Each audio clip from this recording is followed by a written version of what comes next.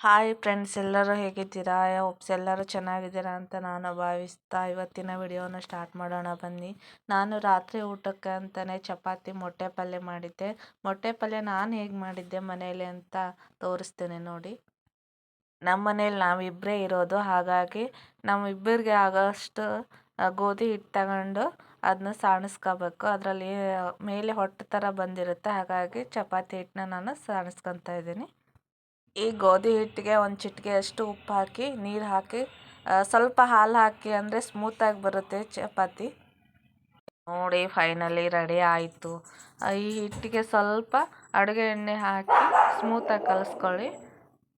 ಅಡುಗೆ ಎಣ್ಣೆ ಹಾಕಿ ಒಂದು 5 ನಿಮಿಷ ಇಲ್ಲ ಒಂದು 10 ನಿಮಿಷ ಬಿಟ್ಬಿಡಿ, ಅದು ಸ್ಮೂತಾಗಿರುತ್ತೆ. ಇನ್ನೂ ತುಂಬ ಚೆನ್ನಾಗಿ ಬರುತ್ತೆ ಚಪಾತಿ. ಒಂದು 10 ನಿಮಿಷ ಹಂಗೆ ಒಂದು ಪ್ಲೇಟ್ ಏನಾದ್ರು ಮುಚ್ಚಿ ಎತ್ತಿಟ್ಬಿಡಿ.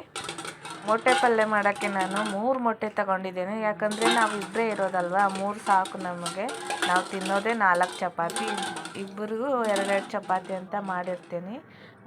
ನಾವು 3 ಮೊಟ್ಟೆ ತಗೊಂಡು ಪಲ್ಯ ಮಾಡ್ತಾಯಿದ್ದೀನಿ ನೋಡಿ. 3 ಮೊಟ್ಟೆನೂ ವಾಶ್ ಮಾಡಿ ಇಟ್ಕೊಂಡಿದ್ದೀನಿ. ಇವಾಗ ಈರುಳ್ಳಿ ಹೆಚ್ಕೊಂಡು ಟೊಮೊಟೊ ಹೆಚ್ಕೊಂಡು ಹೇಗೆ ಮಾಡೋದಂತ ನಾನು ತೋರಿಸ್ತೀನಿ. ಗ್ಯಾಸ್ ಮೇಲೆ ಒಂದು ಪಾತ್ರೆ ಇಟ್ಕೊಂಡು 1-2 ಸ್ಪೂನು ಇಲ್ಲ 3 ಸ್ಪೂನ್ ಆಗೋಷ್ಟು ಅಡುಗೆ ಎಣ್ಣೆ ಹಾಕಿ ಆದಮೇಲೆ ಅದು ಬಿಸಿ ಆಗುತ್ತಲ್ಲ ಎಣ್ಣೆ, ಅದಕ್ಕೆ ಸಾಸಿವೆ, ಜೀರಿಗೆ, ಹೆಚ್ಚಿಟ್ಕೊಂಡಿರೋಂಥ ಒಂದು ಟೊಮೊಟೊ ಹಣ್ಣು ಮತ್ತು ಈರುಳ್ಳಿ, ಕರಿಬೇವು ಇದ್ದರೆ ಕರಿಬೇವು ಹಾಕಿ ನಾನು ಹಾಕಿದ್ದೀನಿ. ಬೇಕಂದರೆ ಹಾಕ್ಬೋದು, ಇಲ್ಲಾಂದರೆ ಸ್ಕಿಪ್ ಮಾಡಿ. ಒಂದು ಚಿಟಿಕೆಯಷ್ಟು ಉಪ್ಪು, ರುಚಿಗೆ ತಕ್ಕಷ್ಟು ಉಪ್ಪು ಹಾಕ್ಕೊಳ್ರಿ. ಉಪ್ಪು ಹಾಕ್ಕೊಂಡು ನಮಗೆ ಎಣ್ಣೆ ಕಡಿಮೆ ಆಗಿತ್ತಂತ ಸ್ವಲ್ಪ ಮೇಲೆ ಎಣ್ಣೆ ಹಾಕಿದ್ದೀನಿ.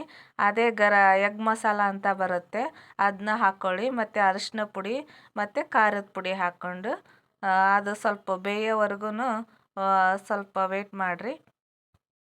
ಈರುಳ್ಳಿ ಟೊಮೊಟೊ ಎಲ್ಲ ಬೇಯ್ತಲ್ವ, ಬೇಯ್ದ ಮೇಲೆ ಏನು ಮಾಡಬೇಕು, 3 ಮೊಟ್ಟೆ ಒಡೆದು ಇಟ್ಕೊಂಡಿದ್ದೆ ನಾನು.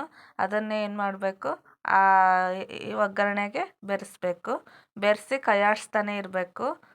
ತಳ ಹತ್ತಿಬಿಡುತ್ತೆ ಇಲ್ಲಾಂದರೆ, ಹಂಗಾಗಿ ಕೈ ಆಡಿಸ್ತಾನೆ ಇರಬೇಕು.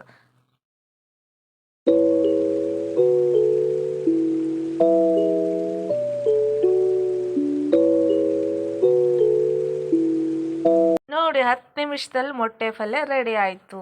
ಒಂದು ಬೌಲ್ಗೆ ಸರ್ವ್ ಮಾಡಿದ್ದೀನಿ. ಮೊಟ್ಟೆ ಪಲ್ಯ ಅಂತೂ ರೆಡಿ ಆಯಿತು. ಇವಾಗ ಕಲಸಿಟ್ಟಿದ್ನಲ್ಲ ಚಪಾತಿನ, ಅದನ್ನು ಉಳ್ಳಿ ಮಾಡ್ಕೊತಾ ಇದ್ದೀನಿ. ಉಳ್ಳಿ ಮಾಡ್ಕೊಂಡು ಒಂದು 4 ಚಪಾತಿ ಮಾಡಬೇಕು. ಇವಾಗ ಹೇಗೆ ಮಾಡೋದಂತ ನೋಡಿರಿ.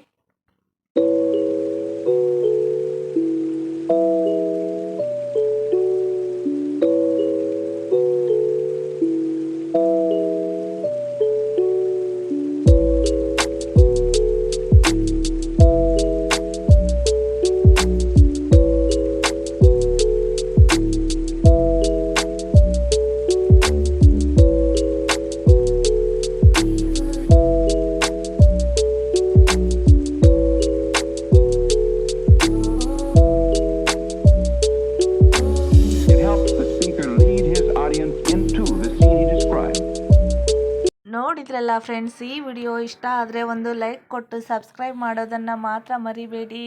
ಈ ಮೊಟ್ಟೆ ಪಲ್ಯನ ನಿಮ್ಮ ಮನೆಯಲ್ಲೂ ಒಂದ್ಸರಿ ಟ್ರೈ ಮಾಡಿ ನೋಡಿ, ಹೇಗಿತ್ತು ಅಂತ ಕಮೆಂಟ್ಸಲ್ಲಿ ತಿಳಿಸಿ.